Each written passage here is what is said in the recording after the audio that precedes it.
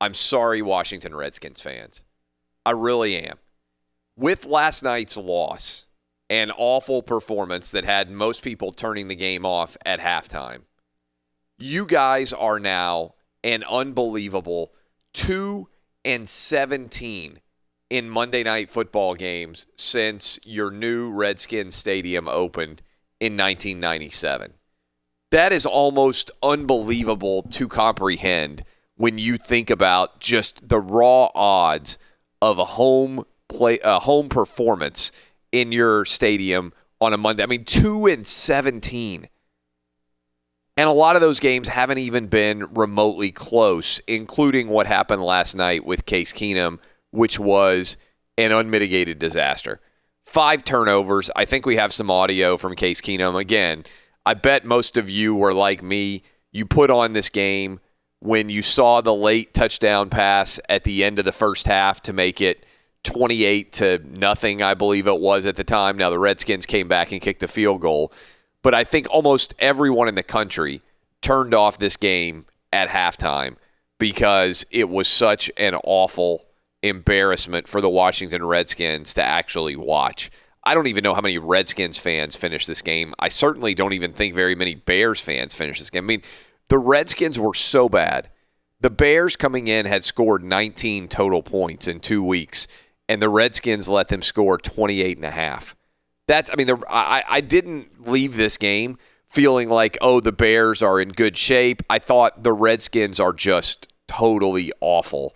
And I think we have to put them now in the bucket alongside of the Miami Dolphins and alongside of the New York Jets, who at least have injuries that can't really be used against them. It's not like they're trying to tank, as teams that are awful. And worse for the Redskins, they already have a young quarterback in Dwayne Haskins. We're going to get to that in a minute, but it's not like tanking this year for the Redskins really helps them unless somebody else wants to trade up, because you can't imagine, unless they're crazy like the Arizona Cardinals, that they're going to be taking quarterbacks in back-to-back years in the first round. But first, let's hear from Case Keenum about his 5-turnover performance.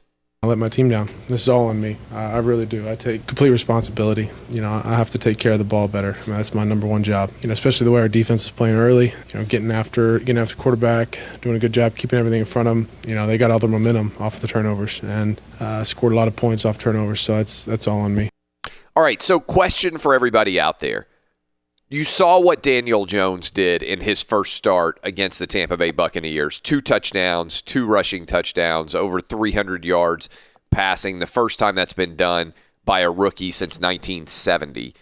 If you just saw what happened there, you've already seen Kyler Murray have a decent amount of success. At least he's been a functional quarterback, even though the Arizona Cardinals are still not very good. And certainly Gardner Minshew has stepped in and played outstanding so far. So you've got 3 different rookie quarterbacks that are out there making a fairly substantial move for their franchises. How and why would you not, if you are Jay Gruden now, be starting Dwayne Haskins for the rest of this season? Maybe he's concerned about the offensive line being able to protect Haskins, but at this point in time, your team is 0-3. You are thoroughly atrocious. You aren't going to win the NFC East or find your way into the playoff picture. This is not a team that's suddenly going to flip a switch and get better. Why would you not make the decision to go ahead and start playing your rookie quarterback and find out whether or not he's the future of the franchise? At this point in time, what do you have to lose? As I watch this game, are you really telling me that you believe that it's possible that Dwayne Haskins is going to come out and play worse than what your quarterback, Case Keenum, did last night? I mean, Case Keenum was so bad in terms of turning the ball over. 3 INTs, 2 fumbles. A lot of the numbers that he put up at the end of this game were all a function of the Bears just trying to extend the game and make sure that it ended without any, massive level of collapse by their team once they were up 28-0. but you look at the Redskins' schedule going forward. First of all, I love the Giants to beat them, but you're going up against Daniel Jones on Sunday. Why would you not consider starting Dwayne Haskins in that game? You know, you're playing against a rookie. You know the Giants aren't any good. Then you got the Patriots. Then you've got the Dolphins.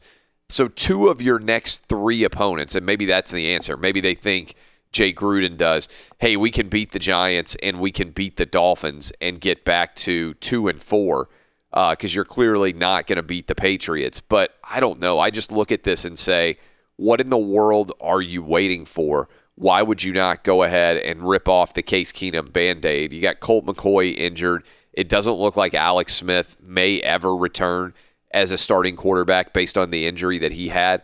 Why would you not go ahead and put Dwayne Haskins in this game? So that is the main question that I had in the wake of the Redskins going 2-17, losing yet another Monday Night Football game, and basically causing all of America to turn their televisions off at halftime and go ahead and go to bed. So maybe in the end result here, we should all be thanking the Redskins for being so bad that our national sleep debt did not get worse, because thanks to the Redskins being so bad, everybody knew who was going to win. I'm not lying. At halftime, I went ahead and turned the game off, read a little bit, and went to bed. I was like, okay, this thing's over. I don't even need to watch anything in the second half, and I would imagine that a lot of you are like me. Let me go ahead and bring in the crew here because I want to get your take. Justin Cooper, should Dwayne Haskins be starting the rest of the way for the Redskins? And did you also turn this game off around halftime? Clay, I didn't even turn it on. This game I had zero interest, and I knew what to expect. I dealt with Case Keenum all last year, so it's not surprising for me. I was kind of shocked that they even went with Case Keenum to start the year to begin with. You draft, Haskins, probably to be the quarterback of the future. That's what I'm assuming, and you just got to see what you have in him. Throw him out there. You're not going to find out if he's riding the pine. I think the pressure is going to grow on them to an exponential degree as it gets closer and closer to the game on Sunday against the Giants, because Redskins fans are going to be sitting around saying, wait a minute, the Giants have a potential, I believe, Hall of Fame quarterback in Eli Manning, and they were willing to bench him after week 2 and see what they had in Daniel Jones. The Redskins do not have any kind of proven quarterback at a high level at all in Case Keenum, and they're not willing to bench him to see what the situation is with Dwayne Haskins. I just don't see it as a remotely difficult decision at all to make if you are Jay Gruden. And if anything, if he's thinking about his job, usually starting a rookie quarterback allows you to argue that you deserve more time for your job because you've decided to go ahead and put a rookie in there. To me, if they're not playing him, this just means that Dwayne Haskins is nowhere near being ready at all, which is not ideal either in terms of thinking about the decision-making of the Washington Redskins. What about you, Dub? Are you basically with me here that you have to start Dwayne Haskins at this point in time? I mean, yeah, and I'm not sure there's a better time to start him than next week against the Giants, because you got the Giants and then you got the Patriots, which you will lose, but then you got the Dolphins. So, I mean, 2 of those 3 games very winnable would be a nice introduction, as nice as it can get in the NFL for a rookie quarterback for him to make his first few starts. So I'm with you. I mean, at this point, Case Keenum last night, what was it, 5 turnovers you said? I mean, that's not going to get it done against anybody. And even speaking of which, I mean, they weren't really totally out of the game last night, which says a lot about the Bears, because they were down 2 scores with 7 minutes driving, and then Case Keenum thought they were on the goal line when they were at the 30-yard line and fumbled it on the quarterback sneak. So, I mean, it wasn't even necessarily quite over yet, but I agree with you. I think Haskins needs to get the call next week against the Giants. Yeah, I don't think there's any doubt at all. What about you, Eddie Garcia? Are you of the opinion that at this point, break the glass, go ahead and put in the rookie quarterback, Dwayne Haskins? I don't see any argument not to, frankly. I mean, Jay Gruden's explanation for why he wants to stick with Case Keenum is ludicrous. He wants more continuity for what? More continuity of your awfulness. Like he's gonna suddenly figure it out and they're gonna want a playoff run. Look, the fans aren't stupid. I understand you never want to tell your fans that you're kind of giving up on the season, but the Washington Redskins fans know this team's not going anywhere. So give them some hope. Give them something to be excited about. Put the young guy in. And oh, by the way, let him actually learn a little bit, get some experience. There's no reason not to do it to me. Yeah, especially with 2 of the next 3 being against the Giants and against the Dolphins. To me, this looks like Jay Gruden maybe looking at the schedule and thinking, oh, Case Keenum can beat those 2 teams because they're either tanking or starting a rookie quarterback. And if we win those 2, and we certainly are going to lose to the Patriots, then we're 2-4 at the end of the first 6. But 2-4 at the end of the first 6 is not that much different than 1-5, which I think is probably what they would end up if they were starting Dwayne Haskins. And at least then you're starting to get an indication of whether or not Haskins is your guy going forward. To me, it's an indictment of Haskins and their draft process that, again, you've got Gardner Minshew starting down with the Jags. You've got Daniel Jones coming in and playing out of his mind. And you've got a Kyler Murray who basically the Cardinals made from the decision from the get-go when they decided to draft him. He's our guy going forward. We'll even get rid of a first-rounder. And so I think that's an indictment of the Redskins' decision-making, but also potentially it starts to raise the pressure on Dwayne Haskins in terms of when he's going to be ready to go. Let me also say this. Roberto, you agree? Make it unanimous? Yeah, you got to see what you have, especially with Daniel Jones playing good and Minshew. And then the only thing I can think of is that maybe Jay Gruden thinks he's got a chance to win more games with Case Keenum, and that maybe that will somehow save his job or something. Save his job or something, but he's going to get canned no matter what. So that's probably true that they might have a better chance to win games with Case Keenum, but you're talking about 5-11 as opposed to 3-13, exactly. Or 6-10 as opposed to 4-12, right? Like the difference is not as if you're going to be in the playoffs or having a great season if you can keep Case Keenum upright as opposed to Dwayne Haskins. Let me say this. When I started college was 1997, the year that they opened FedEx Field or whatever they call it now. And when they opened that, it was such a huge deal for all of the Redskins franchise. Right before Dan Snyder came in and I believe bought the franchise, because initially the Redskins Stadium was named after Jack Kent Cooke. And then Daniel Snyder bought it and immediately changed the name to FedEx Field. I can't even remember what the name of the field is now. It may still be FedEx Field. Regardless, everybody at the Redskins was so excited about that new stadium and what it heralded for the Redskins going forward in the future in Washington, D.C. And I remember being a freshman at George Washington University up in Washington, D.C., and there was a girl in my class who wore a Washington Redskins hat every day. And she was from the D.C. area. And I remember having a conversation about the Redskins because I was from Nashville. I wasn't that familiar with what the Redskins meant to the D.C. area. And I remember her saying, I remember this so well. I remember her saying, when the Redskins make a playoff run and really get rolling in the postseason, she said, the entire city of Washington comes alive. You're going to absolutely love it. It's awesome. Something along those lines. 22 years later, I still have no idea if she was telling me the truth or if she was lying, because the Redskins have not ever really gotten on a roll in 22 years. It's wild. Maybe 1 year when RG3 led them into the playoffs, and we all know how that ended. But, man, now the positive side is at least the Capitals finally won. So the city of D.C. came alive with the Capital run to a title. But, man, that is just a brutal 20-plus years if you are a Washington Redskins fan. And it's really kind of a capstone on it that even when they get a Monday Night Football game in that stadium, Daniel Snyder's club is 2-17 in their last 9, which is flat out unbelievable to even comprehend how awful they have been. I mean, that is just off the charts level bad right now, which brings me in to top 5, bottom 5. We do it every single Tuesday during NFL season. I give you the top 5 teams in my humble estimation and the bottom 5 worst teams. And so let's go ahead and start this off. I'll count down the top 5. All right. In the 5 spot, top 5 teams in the NFL right now, I have got the Green Bay Packers. It's a great beginning by Matt LaFleur. I was skeptical. Yes, the Packers have won 3 close games. But if you look at all the other young coaches, first-year coaches in the NFL, they are awful. Meanwhile, the Packers are 3-0. Matt LaFleur by himself has more wins as a first-year coach than every other NFL head coach. Packers I have got as the 5th best team in the NFL right now.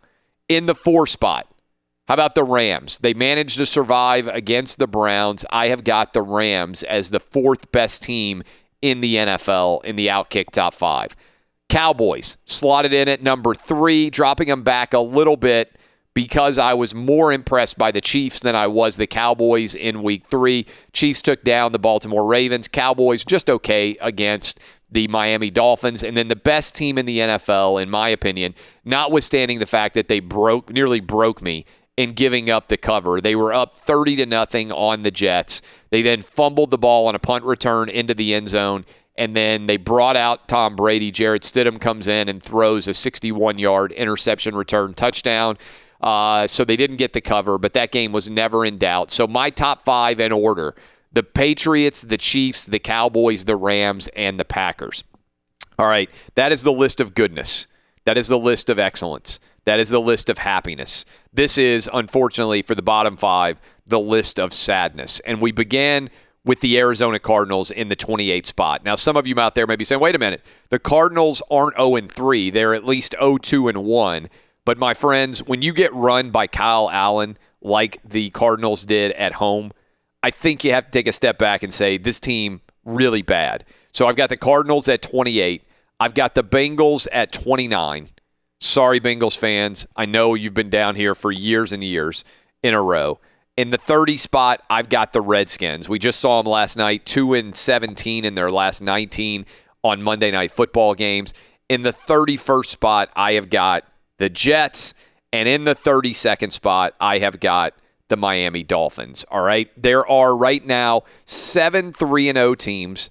There are 6 0-3 teams, 7 winless teams if you want to count the Cardinals in there. The Broncos and Steelers are both 0-3. I didn't feel like and don't feel like at 0-3 that they're truly, truly awful. In fact, but for a bad pass interference call, a bad roughing the passer call, I think the Broncos would be 1-2.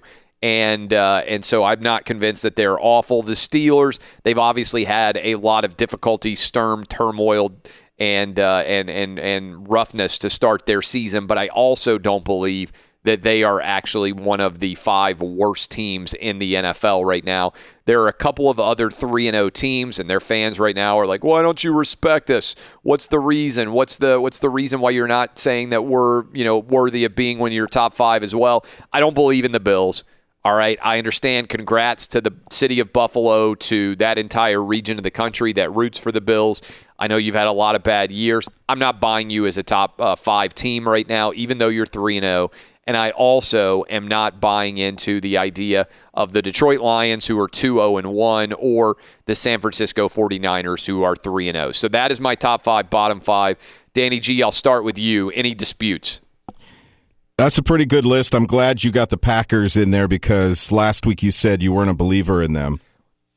So that's changed. I'm still not 100% a believer in them, but when you look at them, there are 7 3-0 teams. I'm more of a believer in the Packers at 3-0 than I am in the Bills at 3-0 or in the 49ers at 3-0. All right, and then at the very top, I'm going to put the Chiefs at 1 and the Patriots at number 2. And the reason why is because I think the Patriots are a bunch of douchebags for giving Antonio Brown a 3rd and 4th chance in the league this season. So just because of that, I'm going to ding them a point and put the Chiefs at number 1. Bitterness indeed. All right, Justin Cooper, any disagreement on the top 5, bottom 5 from you? Not really. I'm glad. I was actually expecting you to go a little bit harder on the Broncos, but I like your assessment, actually. I think you took it easy on them, but you're not wrong. They should be 1-2, but I mean they're definitely at the bottom of the league. Yeah, you can argue, too, if you're a Bengals fan, and I'm sure some Bengals fans will hop in my Twitter mentions and be like, hey, maybe they're willing to defend their team, maybe they're not. The Bengals should have won week 1, right? And they could have won against the Bills as well. So I could be a little bit aggressive on them as the 0-3 team. Like I said, I think the Steelers and the Broncos are better than 0-3. But the Bengals, you can argue, hey, you changed 2 plays, and we're sitting at 2-1. And so I do understand that argument on their behalf. I just it's the Bengals. I think that the tie goes not to them for sure. What about you, Eddie Garcia? Any changes that you would make?